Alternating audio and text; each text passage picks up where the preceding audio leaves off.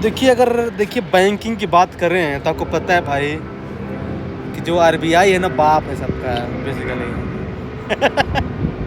जो आरबीआई है वो है सबका बाप है। उसको बैंकर साहब बैंक बोलते हैं, है ना। बैंकर साहब बैंक क्यों बोलते हैं उसको?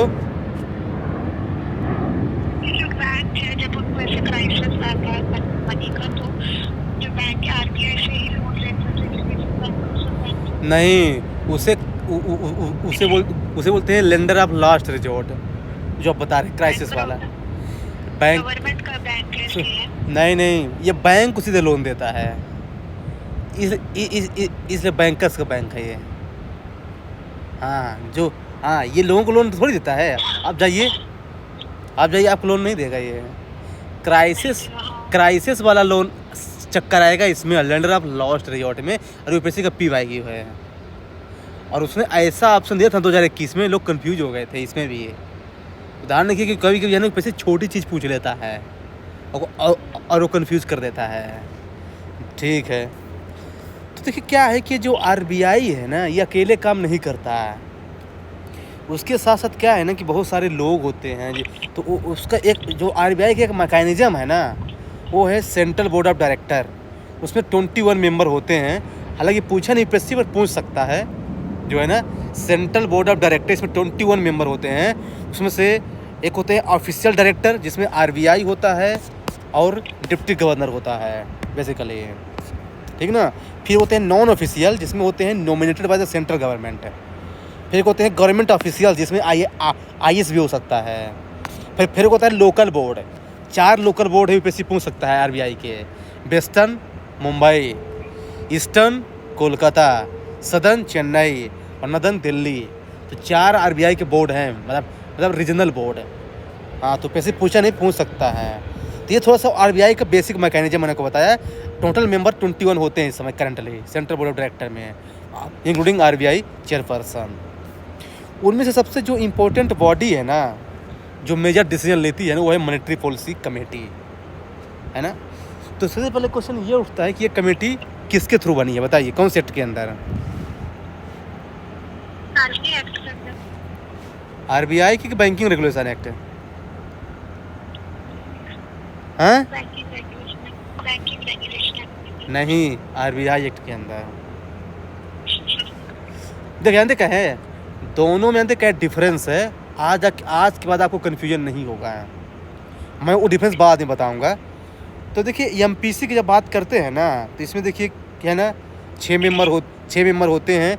3 मेंबर जो है ना आरबीआई से होते हैं, और 3 मेंबर जो है ना गवर्नमेंट नॉमिनेट करता है।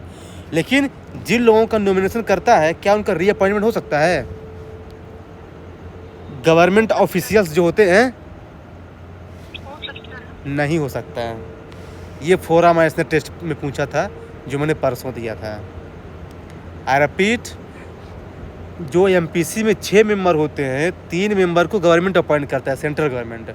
और जो 3 मेंबर होते हैं ना, वो उनका रीअपॉइंटमेंट नहीं हो सकता है। ये चीज़ माइंड में सेट कर लीजिए। ये फोरम से पूछा था। ये क्वेश्चन मेरा गलत हो गया था एक्चुअली। मुझे भी लगा कि क्या डिपार्टमेंट नहीं होता, हो सकता है, मतलब नहीं हो सकता रीअपॉइंटमेंट। हाँ, इसका कोरम क्या है? 4 मेंबर होंगे तभी मीटिंग होगी। हाँ, कोरम 4 है। तो इसका डिसीजन बाइंडिंग है। हम्म, किसी का डिसीजन बाइंडिंग तो नहीं रहता है। ये लो, तो कहाँ अपील करेंगे? कहाँ अपील करेंगे? हाँ, बाइंडिंग मतलब कि जैसे उन्होंने जो टारगेट दिया हुआ है कि इतना रखना है सीआरआर, ऐसे ही एम नहीं, एमपीसी ने जो डिसीजन लिया है वो बाइंडिंग है कि नहीं? मॉनेटरी पॉलिसी ने जो भी बोला है कि ये पॉलिसी रेट रहेगा, ये तो वो तो आरबीआई फिर डिसाइड करेगा ना फाइनली, तो फिर फॉलो किया जाना चाहिए मेरे हिसाब से। बाइंडिंग रहेगा फिर। हमेशा ये मनीष का अप्रोच रूल फॉलो कीजिए आप। कोई बॉडी अगर जिसके ऊपर नहीं है ना, उसका डिसीजन बाइंडिंग होगा। माइंड में सेट कर लीजिए। आपको दोपहर को भी मैंने बताया था, जो भी बॉडी के ऊपर कोई बॉडी नहीं है, उसका डिसीजन बाइंडिंग होगा। सीजीआई के ऊपर कोई बॉडी नहीं है, डिसीजन बाइंडिंग होगा। सुप्रीम कोर्ट ने जो बोला है डिसीजन बाइंडिंग होगा। एमपीसी के ऊपर कोई बॉडी है? कोई बॉडी नहीं है, बाइंडिंग होगा। ये मेरा अप्रोच है याद करने का। कन्फ्यूजन क्यों होना है भाई? ये भी आप सबने दिया था, ध्यान रखिएगा। एमपीसी से क्वेश्चन इस बार यूपीएससी पूछ सकता है, क्योंकि न्यूज़ में चल रही है ये। हाँ, ये ध्यान रखिएगा। फिर देखिए क्या है ना कि इसमें और भी सारी चीज़ें हैं, लेकिन उतना इम्पोर्टेंट नहीं है। हम सीधे आते हैं अपने काम में बेसिकली डायरेक्ट। हाँ, एक चीज़ और ध्यान रखिएगा, यूपीएससी पूछ सकता है बेसिकली कि ये बताइए जो आरबीआई के ये जो डिप्टी गवर्नर है, इनका अपॉइंटमेंट कौन करता है?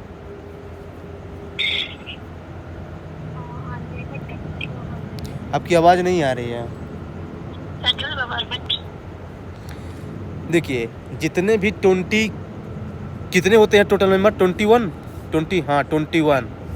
तो जितने भी 21 मेंबर होते हैं ना, सब का जो अपॉइंटमेंट है सेंट्रल गवर्नमेंट ही करता है, केवल आरबीआई ऑफिशियल्स को छोड़ करके। अब आप सोचेंगे कि आरबीआई ऑफिशियल्स क्या है?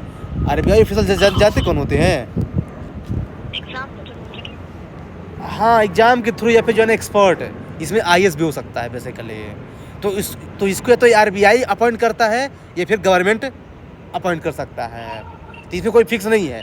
बाकी जितने भी डायरेक्टर हैं या डिप्टी गवर्नर हैं, सबका अपॉइंटमेंट सेंट्रल गवर्नमेंट ही करेगा, इसी ध्यान रखिएगा। अब मैं जो क्वेश्चन पूछने जा रहा हूँ, अब ध्यान से सुनिए।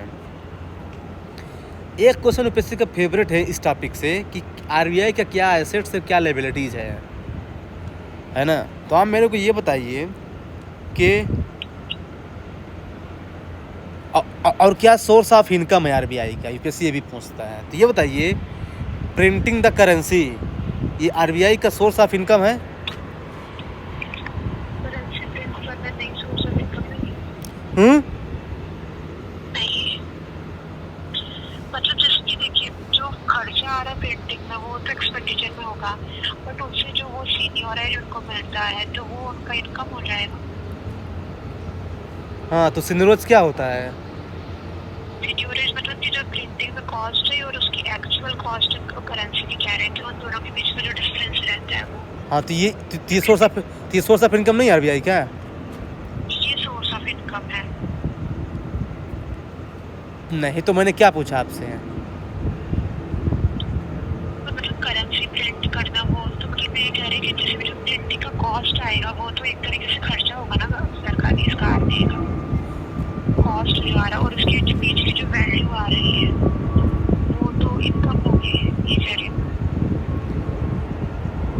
नहीं, आप नैरो सोच रहे हैं।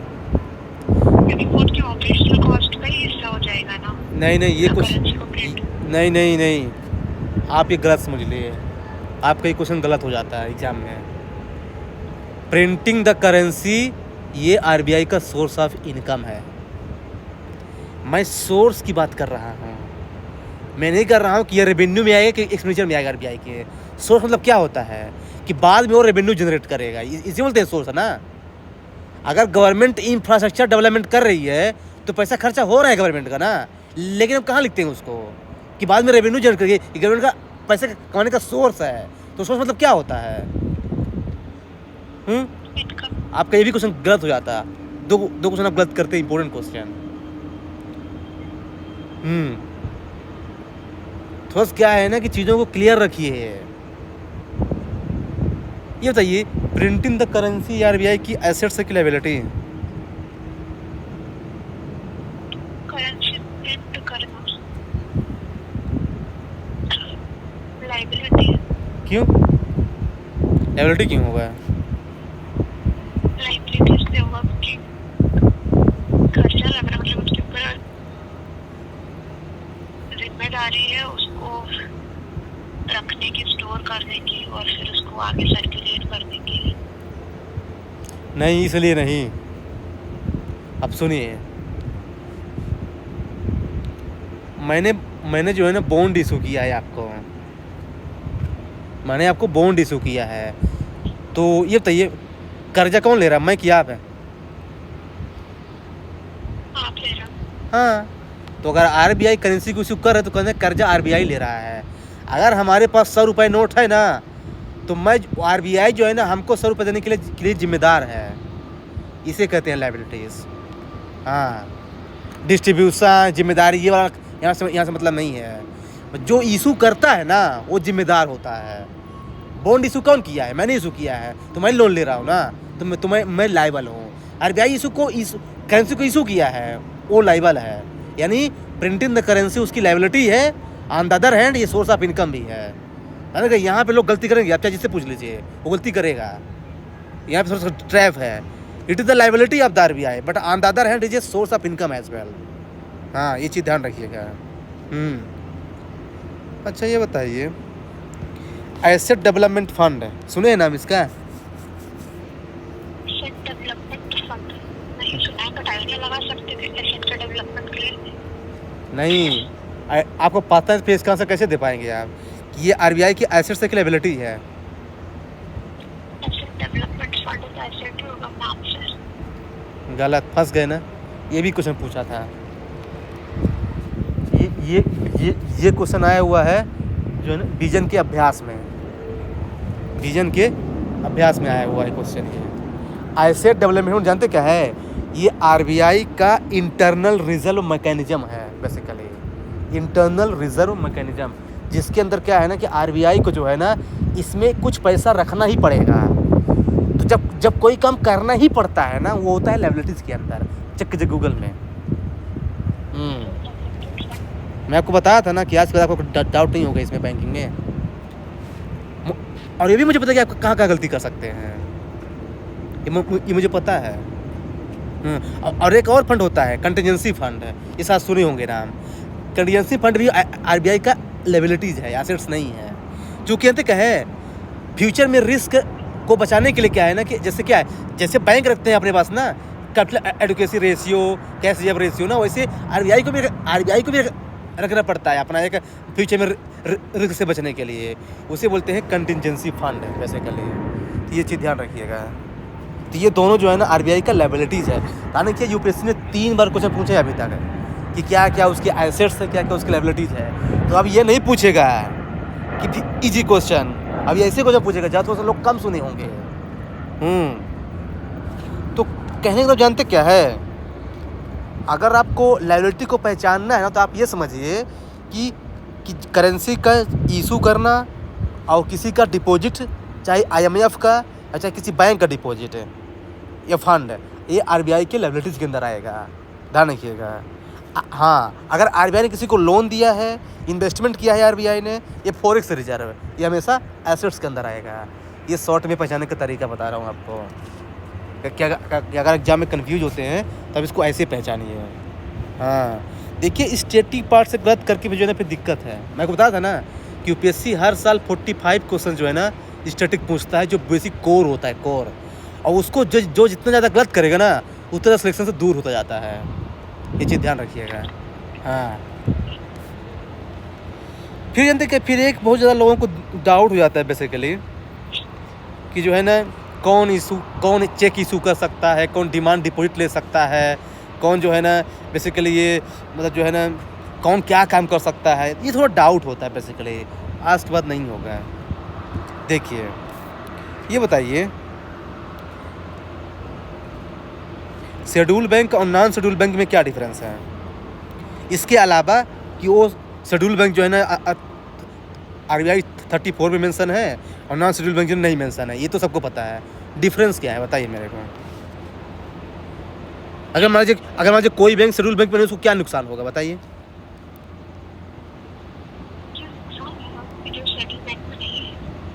अगर जो बैंक शेड्यूल बैंक नहीं है इंडिया में, तो उनको क्या फ़ायदा नहीं मिलेगा आरबीआई से?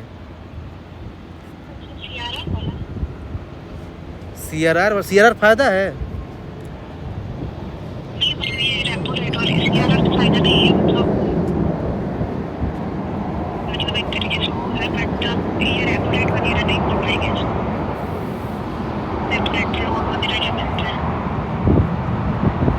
ये तो ठीक है। नहीं ऐसा नहीं है, वो ये भी एक्सेस कर सकते हैं।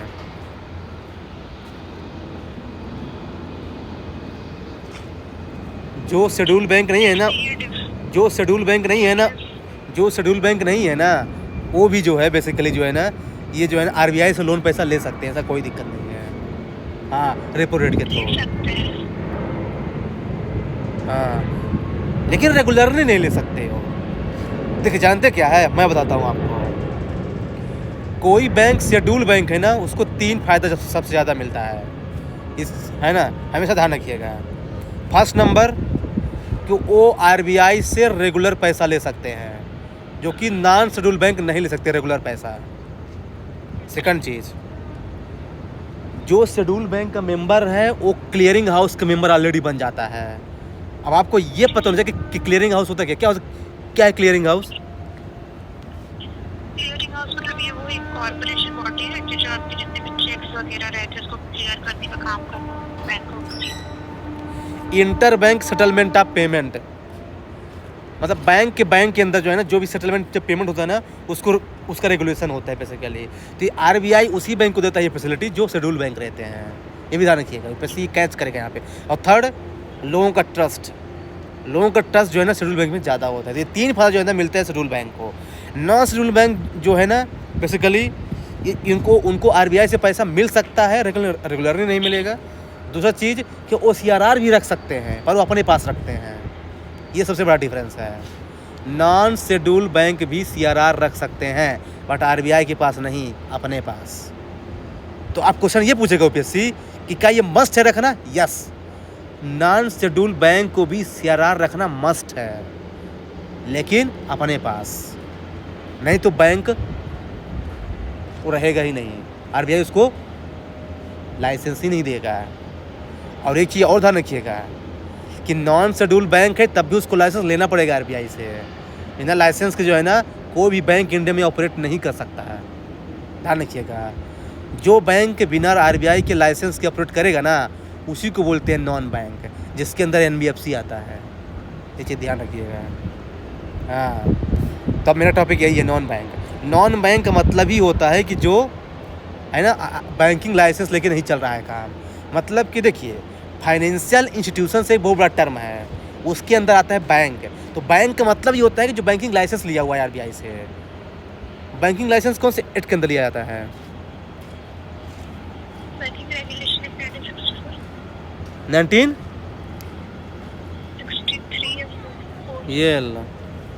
अब बैंकिंग रेगुलेशन एक्ट 1949। अभी इसको मैं बताता हूँ डिफरेंस बाद में आपको। देखिए, तो जो नॉन बैंक होता है ना बेसिकली ना, इसका मतलब ये होता है कि बैंकिंग लाइसेंस नहीं लिया है। जैसे इंश्योरेंस फंड, म्यूचुअल फंड, विदेशी एनबीएफसीज हैं, ये सब जो है नॉन बैंक के अंदर आते हैं बेसिकली। लेकिन इसका मतलब ये नहीं कि ये आरबीआई के रेगुलेशन के अंदर नहीं आएंगे, तब भी आरबीआई इसको रेगुलेट कर सकती है। ध्यान रखिएगा, लाइसेंस अलग चीज़ है और रेगुलेशन अलग चीज़ है। लाइसेंस मतलब ये है कि ऑपरेट करने के लिए, और रेगुलेशन मतलब ये है कि ऐसा कोई बैंक नहीं इंडिया में जो आरबीआई के अंदर नहीं आता है, एक्सेप्ट वन बैंक। वो है प्राइमरी एग्रीकल्चर क्रेडिट सोसाइटी, जो है रूरल कोऑपरेटिव बैंक। वो आरबीआई के अंदर रेगुलेट नहीं होता जनरली बेसिकली। बाकी सारे बैंक इंडिया में रेगुलेट होते हैं आरबीआई के अंदर, डायरेक्टली या फिर इनडायरेक्टली। दूसरी बीच नॉन शेड्यूल बैंक जो है ना, मैंने बताया आपको कि डिमांड डिपॉजिट एक्सेप्ट कर सकते हैं, इशू चेक भी इशू कर सकते हैं। ध्यान रखिएगा कि यूपीएससी यहाँ पे कंफ्यूज करेगा। ये नॉन शेड्यूल का आप बता रहे हो, non banking condition. Non bank तो बता दो दिया मैंने कि नॉन बैंक मतलब उनके पास लाइसेंस ही नहीं है। नॉन बैंक जो है ना तो डिमांड डिपॉजिट एक्सेप्ट कर सकते हैं, ना चेक इशू कर सकते हैं। कहाँ से करेगा वो इसको, चूँकि इसके पास बैंकिंग लाइसेंस ही नहीं है। हाँ, मैं अभी एनबीएफसी की बात नहीं कर रहा हूँ, मैं नॉन बैंक की बात कर रहा हूँ। नॉन बैंक का एक पार्ट है एनबीएफसी जी। नॉन बैंक बहुत बड़ा टर्म है, उसके अंदर एक पार्ट है एनबीएफसी। तो अभी मैं नॉन बैंक की बात कर रहा हूँ कि नॉन बैंक जो है ना तो डिमांड डिपॉजिट कर सकता है, ना चेक इशू कर सकता है बेसिकली वो। बेसिकली वो कुछ नहीं कर सकता। फिर एनबीएफसी इसके अंदर आता है बेसिकली। तो एनबीएफसी किसको बोलते हैं? एनबीएफसी वो नॉन बैंक हैं जो या तो लोन दे सकते हैं या फिर इन्वेस्टमेंट कर सकते हैं। जैसे vehicle loan, gold loan, personal loan, ये होते हैं एनबीएफसी। जैसे श्रीराम फाइनेंस, है ना। ये जो है ना एनबीएफसी है बेसिकली, ये ना तो सेविंग अकाउंट खोल सकते हैं, ना चेक इशू कर सकते हैं, ना डिमांड डिपॉजिट इशू कर सकते हैं बेसिकली। हाँ, ये चीज़ है। मतलब बैंक के अंदर क्या है ना, शेड्यूल बैंक, जब मैं बैंक वर्ड यूज़ करता हूँ ना, तो उसके अंदर शेड्यूल और नॉन शेड्यूल दोनों बैंक आते हैं। और शेड्यूल और नॉन शेड्यूल बैंक में आपको डिफरेंस मैंने पहले ही बता दिया है। हाँ, लेकिन क्या है, लेकिन जो नॉन बैंक है ना, नॉन बैंक के अंदर एनबीएफसी उसका एक पार्ट है। लेकिन ध्यान रखना कि every NBFC is non bank, but not every non bank is NBFC. ये चीज़ ध्यान रखिएगा। यहाँ भी ट्रैप कर देगा। एनबीएफसी जैसे उसका पार्ट है नॉन बैंक का। हाँ, ये चीज़ ध्यान रखिएगा। बाकी ये तो ठीक है, आपको बेसिक बता ही दिया हूँ, चेक वगैरह कौन इशू करते भी बता ही दिया हूँ। हाँ, अब आपको एक्ट में कन्फ्यूजन हो रहा है ना, सुनिए। आरबीआई एक्ट जो 19 था, जो 34 है ना, ये बेसिकली सेंट्रल बैंक, इंडिया के सेंट्रल बैंक को इस्टेब्लिश करता है बेसिकली। आरबीआई एक्ट 1934 ये बोलता है बेसिकली कि इंडिया में करेंसी कौन इशू करेगा, इंडिया में मॉनेटरी पॉलिसी कौन डिसाइड करेगा, इंडिया में क्या है ना, गवर्नमेंट का बैंक कौन होगा, ये बताता है आरबीआई एक्ट 1934। बाकी बैंक का रेगुलेशन, बैंक को लाइसेंस, इसके अंदर पावर नहीं दिया गया है। तभी तो हमने बनाया है बैंकिंग रेगुलेशन 1949। कॉमन सेंस की बात है भाई।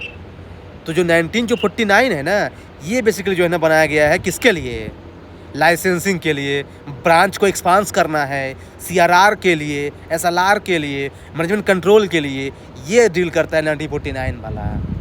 जाने यूपीएससी कंफ्यूज कर देगा, बोल देगा कि ये आरबीआई देता है बैंकों को लाइसेंस 1934 के अंदर, नहीं 49 के अंदर। इसीलिए जो मॉनेटरी पॉलिसी है ना, वो 1934 के अंदर बनाया गया है। कॉमन सेंस की बात है। मैंने क्या बताया कि वो 3 चीज़ चेक करता है 1934, कि एक सेंट्रल बैंक होगा, दूसरा करेंसी नोट कौन इशू करेगा, और थर्ड मॉनेटरी पॉलिसी कौन डिसाइड करेगा। तो एमपीसी क्या कर रहा है, मॉनेटरी पॉलिसी डिसाइड कर रहा है। तो थोड़ा क्या है ना, बेसिक अपने स्ट्रांग रखिए, यूपीएससी घूम सकता है इधर साइड। फिर क्या है ना, एसबीआई, तो उसके लिए अलग से एक्ट बनाया गया है, एसबीआई एक्ट 1955। इसके अंदर क्या है, एसबीआई बनाया गया है। फिर आपको पता है कि इंदिरा गांधी जो है 14 बैंक को मर्ज कर दी थी वो 1970 में। फिर 1980 में 6 बैंक को और ज़्यादा कर दिया गया, नेशनलाइज, 20 बैंक हो गए। फिर आपको पता है कि 1961 में जो है ना deposit insurance and credit guarantee act आता है, जिसके अंदर जो है ना DICGC बनाया है, जो बेसिकली आज जो है ना 5 लाख जो है लोगों को डिपॉजिट इंश्योरेंस दे रहा है, इसी के अंदर दे रहा है। ये चीज़ ध्यान रखिएगा, ये आरबीआई का सब्सिडियरी है। फिर आपको पता है भाई कि कंपनी एक्ट 2013 आता है, और जो नॉन बैंकिंग फाइनेंशियल कंपनी है ना, ये इसी के अंदर बनाया गया है। कंपनी एक्ट 2013 के अंदर ही बनाया गया है, वैसे यहाँ भी कंफ्यूज कर देगा। फिर आपको पता है कि IBC 2016 में आया है ना। फिर बैंकिंग रेगुलेशन 2020 आया है। ये बताइए, ये क्यों आया है 2020 का रेगुलेशन, बोलिए।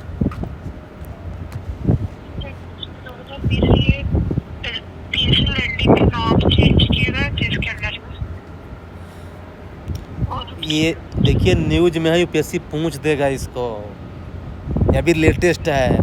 बैंकिंग रेगुलेशन 2020 इसीलिए आया है कि क्या है ना कि पीएमसी बैंक का क्राइसिस हो गया था, तो अर्बन और मल्टी स्टेट कोऑपरेटिव बैंक को और ज़्यादा स्ट्रेंथन करने के लिए जो है ना, उसमें आरबीआई का और ज़्यादा सुपरवाइजरी रोल बढ़ाने के लिए आ गया है बैंकिंग रेगुलेशन 2020। और अभी 2025 में भी एक एक्ट आया है, अभी पिछले साल बैंकिंग लॉ अमेंडमेंट 2025। ये क्यों आया है कि कोई भी कस्टमर जो है ना बैंक पे विश्वास उसका हट रहा है, उसका विश्वास और बढ़े, डिपॉजिटर का पैसा प्रोटेक्शन रहे, इसके लिए क्या है ना, ये आ गया 2025 का एक्ट। इसको भी यूपीएससी पूछ सकता है। ये भी 2 लेटेस्ट हैं बेसिकली। तो ये जो है ना, ये इनमें डिफरेंस था। बाकी यहाँ पे यूपीएससी ये पूछ सकता है कि RBI drives power only from RBI act 1934 गलत। बहुत सारे एक्ट से आरबीआई को पावर मिलता है, ये चीज़ ध्यान रखिएगा। यहाँ तक कि अभी जो बनाया गया है पेमेंट रेगुलेटरी बोर्ड 2025 में, ये इससे भी आरबीआई को पावर मिलता है। क्या होता है payment regulatory board?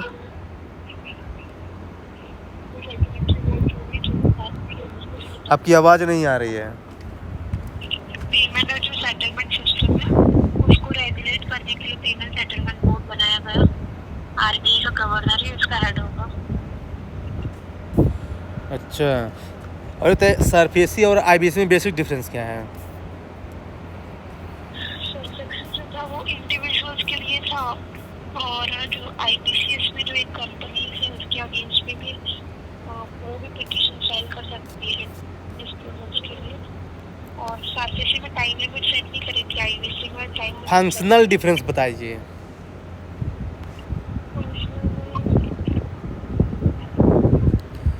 Functional difference जानते क्या है? सरफेसी जानते क्या है? सरफेसी लोन की रिकवरी के लिए बनाया गया है कि हम कोर्ट कचहरी मत जाएं, हमारा लोन का रिकवरी हो जाए। आईबीसी जो है ना, ये लोन की रिकवरी नहीं करता था, यहाँ पे ट्रैप करेगा। ये लोन की रिकवरी कभी नहीं करता आईबीसी। ये क्या है ना, ये इंसॉल्वेंसी को रिजॉल्व करता है बस। हाँ, यानी थर्ड पार्टी की हेल्प से, बस ये है, रिकवरी करता है सरफेसी। ये फंक्शनल डिफरेंस है।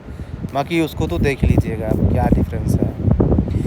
बाकी देखिए इसमें जो है ना मेजर जो चेंज किए गए हैं बेसिकली जो है ना, सबसे ज़्यादा जो SLR है बेसिकली इसमें जो है ना पेमेंट बैंक पे लग रहा है। ध्यान रखने का 75% उसमें SLR अप्लाई होता है। हाँ, और जनरली बैंक में क्या होता है ना, 18% ही लगता है, पर क्या उसमें सबसे ज़्यादा SLR है। किसमें? इसको पेमेंट बैंक का SLR 75% है ना शायद। और जो है ना CRR की बात करें तो CRR आपको बताया मैंने कि नॉन शेड्यूल बैंक में भी CRR लगता है। हाँ, नॉन बैंक में CRR नहीं लगेगा, जैसे NBFC, उसको CRR की ज़रूरत नहीं है बेसिकली। हाँ, पिछले साल UPSC ने पूछा ये क्वेश्चन 2025 में कि can NBFC avail the benefit of liquidity adjustment facility. बताइए।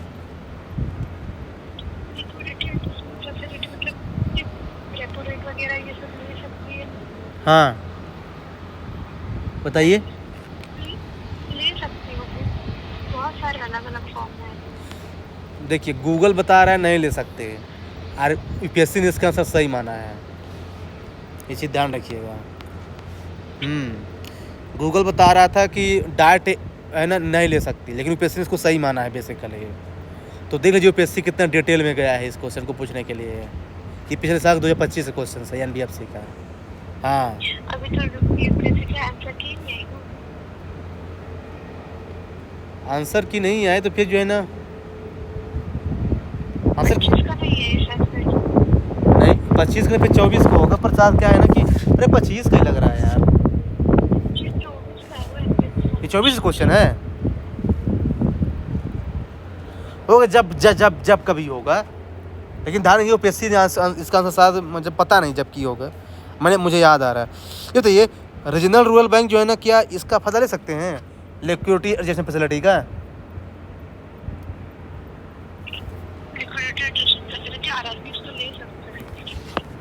ले सकते हैं। बाजीराम बोल रहे हैं नहीं ले सकते। अच्छा। हाँ, आज जो है ना मतलब थोड़ा सा मैं इसको पढ़ रहा था, थोड़ा कंफ्यूज हो गया था।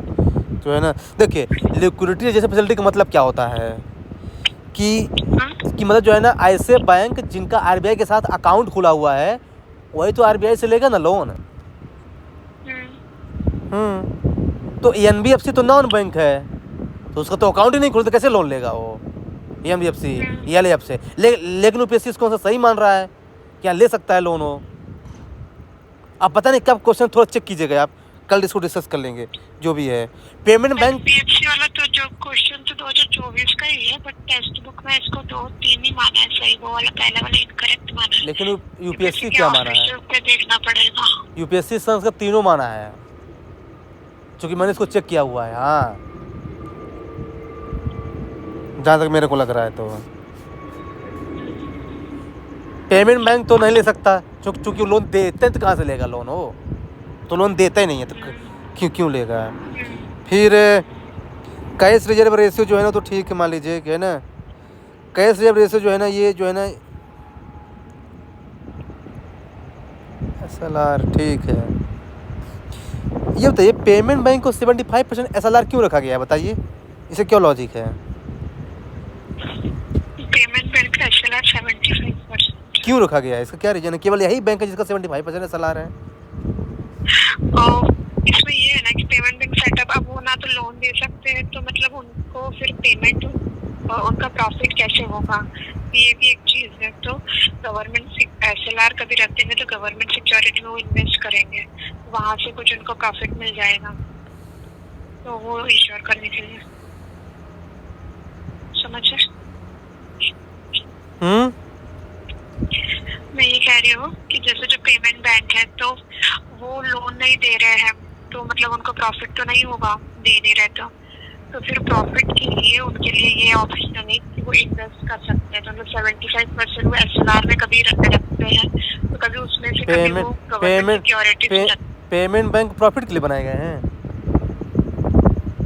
प्रॉफिट के लिए नहीं बनाया गया, मतलब ये वो बैंक है ना कि जो लोन नहीं दे रहे हैं, तब वो लोन नहीं दे रहे तो फिर उनका जो प्रॉफिट है वो तो नहीं आ पाएगा। प्रॉफिट नहीं आ पाएगा तो फिर कोई काम का नहीं रहेगा। तो फिर एक ये प्रोविजन दिया गया कि यहाँ से इन्वेस्ट कभी करे गवर्नमेंट सिक्योरिटीज में SLR के थ्रू, तो फिर वहाँ से प्रॉफिट ले सकते हैं।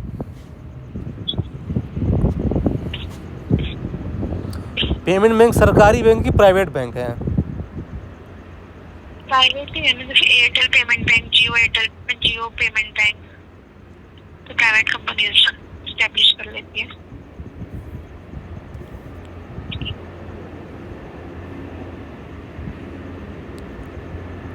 अच्छा, तो फिर ऐसा NBFC को भी अलाउ कर दे 75%?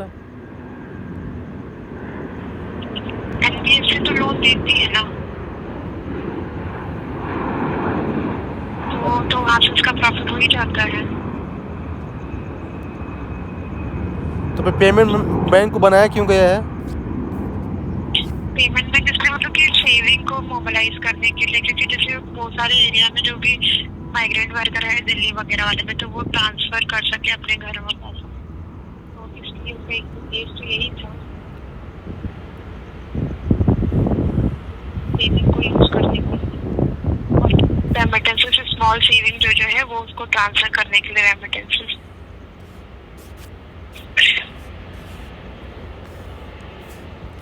अच्छा, पेमेंट बैंक है। तो ये बताइए कि जो पेमेंट बैंक है ये डिफरेंशिएटेड बैंक के अंदर आता है? हाँ, ये डिफरेंशिएटेड बैंकिंग का ही सिस्टम है। और कौन बैंक है इसके साथ? ये हो जाएगा फिर RRBs भी है डिफरेंशिएटेड बैंक, फिर स्मॉल फाइनेंस बैंक हो जाएगा, कोऑपरेटिव बैंक हो जाएगा। कोऑपरेटिव बैंकिंग होगा?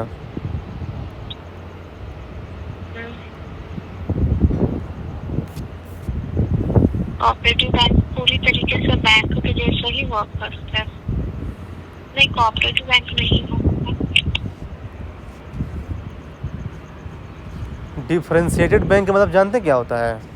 क्या होता है बताइए? डिफरेंशिएटेड का मतलब ये हो जाएगा ना कि पूरी तरीके से जो एक बैंक की तरह से सारे फंक्शंस बैंक नहीं परफॉर्म करते हैं जो बैंक हो, जिसमें क्या है ना रिस्ट्रिक्शंस रहता है, उसे बोलते हैं डिफरेंशिएटेड बैंक। जो है ना सारे काम नहीं कर, यूनिवर्सल बैंक जो नहीं है उसे बोलते हैं डिफरेंशिएटेड बैंक है। तो देखिए स्मॉल फाइनेंस बैंक में लिमिट है कि आप कितना लोन दे सकते हैं। इसका 50% जो लोन है ना वो 25 लाख के अंदर होना चाहिए, उसमें लिमिट है, इसलिए डिफरेंशिएटेड बैंक है। पेमेंट बैंक लोन दे ही नहीं सकता, लिमिट है, डिफरेंट बैंक है। RRB में RRB कैसे डिफरेंशिएटेड बैंक बताइए, उसमें क्या रिस्ट्रिक्शन है?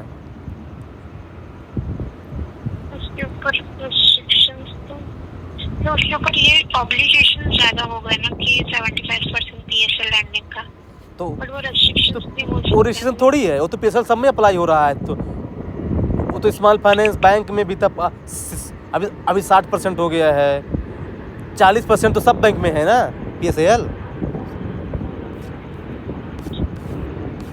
जानते क्या, देखिए RRB जो है टिपिकली स्पीकिंग डिफरेंशिएटेड बैंक के अंदर नहीं आना चाहिए, टिपिकली स्पीकिंग। लेकिन कुछ सोर्स जो है ना बोलते हैं कि जो है ना डिफरेंशिएटेड बैंक है। तो थोड़ा सा क्या है ना कि ये जो है ना UPSC क्या मानेगा आंसर, नहीं कोई नहीं जानता है। है ना, उसका आंसर चेक किया है आप? उसका क्या आंसर दिया यूपीएससी? वही वाला है उसका एन। अच्छी वाला। हाँ वो तो अभी मेरे को वो क्वेश्चन नंबर देखना पड़ेगा ना कि कौन सा क्वेश्चन नंबर था उसमें ऑफिशियल बात ऑफिशियल में। हाँ, उसको चेक कीजिए। क्वेश्चन पेपर तो क्योंकि ये मेरा क्वेश्चन गलत हो गया था, मुझे लगा नहीं ले सकता भाई। अभी का हुआ भाई तो फिर गलत। मैं तो 2 और 3 ही मारा था अपने हिसाब से, लेकिन बोला कि भाई ले सकता है। मुझे बोला भाई क्या है बताएं यार, ले सकता है तो ये है। अच्छा ये बताइए, एक ये क्वेश्चन पूछ सकता है इस बार, ये फाइनेंशियल स्टेबिलिटी डेवलपमेंट काउंसिल की सब कमेटी है, उसका चेयरमैन कौन होता है? आवाज़ नहीं आ रही आपके। Finance minister. नहीं, मैं सब कमेटी बोल रहा हूँ। Financial stability development council, financial stability development council है ना, इसका चेयरमैन फाइनेंस मिनिस्टर होता है, लेकिन इससे एक सब कमेटी है जिसका हेड आरबीआई गवर्नर होता है। तो ये चीज़ ध्यान रखिएगा, ये भी न्यूज़ में चल रही थी कुछ दिन पहले, इसलिए मैंने इसको लिख लिया है, यहाँ पे लोग फंसेंगे। ये थोड़ा सा इम्पोर्टेंट है। देखिए इकोनॉमी का मतलब ही होता है करंट अफेयर, आपको करंट अफेयर से अपडेट करना रहना पड़ेगा, क्या क्या चल रहा है गवर्नमेंट में। और हाँ, वो स्मॉल फाइनेंस बैंक जो बोल रहे थे आप ना, वो 60% जो है ना PSL कर दिया है, उसमें से जो 40% है ना वो तो टिपिकल प्रायोरिटी सेक्टर लेंडिंग में जाता है, लेकिन जो 20% है ना वो स्ट्रेटजिक एडवांटेज में भी जो है ना बैंक अपना जो है ना पैसा लगा सकता है। इसका मतलब समझे आप? इसका मतलब क्या है? देखिए 60% PSL लगाया गया है स्मॉल फाइनेंस बैंक में, उसमें से 40% तो फिक्स है कि वो जो है ना उसका फिक्स एरिया है, लेकिन जो 20% है ना वो कुछ स्ट्रेटजिक एडवांटेज में, मतलब जहाँ पे बैंक लगे कि यहाँ पे मेरा ज़्यादा फ़ायदा है, हालांकि वो PSL ही होगा, लेकिन जहाँ पे उसको लगे कि मेरा यहाँ पे ज़्यादा मेरा फ़ायदा हो रहा है ना, तो वहाँ पे जो है ना पैसा को ट्रांसफ़र कर सकता है, मतलब उसको बोलते हैं स्ट्रेटजिक एडवांटेज। तो PSC थोड़ा सा अगर अंदर जाएगा तो ये भी पूछ सकता है बेसिकली, क्योंकि ये नया अभी इसमें कुछ बदलाव किए गए तो हो सकता है कि PSC अंदर जा सकता है। क्योंकि 60% तो सबको पता है भाई कि 60% से बदलाव हुआ है, क्योंकि सारे न्यूज़पेपर में आ गया है ये, लेकिन यही है कि जो है थोड़ा सा अंदर जा सकता है ये, तो ये बेसिकली ये है। बाकी देखिए यही है बेसिकली। और इसमें जो है, अच्छा बताइए RRB में जो है ना सबसे ज़्यादा शेयर, सबसे कम शेयर किसका होता है? पेड़ कवर। अच्छा ठीक है, मतलब पढ़े हैं मतलब। और स्मॉल फाइनेंस बैंक जो है ना आपको कितना लोन दे सकता है एक बार में? अगर आप गए स्मॉल फाइनेंस बैंक में तो आपको मैक्सिमम कितना लोन दे सकता है वो? 2 लाख। 3 लाख रुपए। ये इंडिविजुअल को हाँ, इंडिविजुअल को 3 लाख रुपए लोन दे सकते हैं मैक्सिमम ये।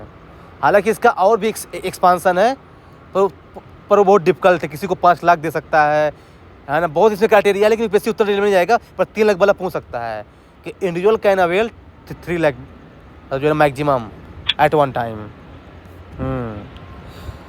तो देखिए क्या है कि देखिए बैंक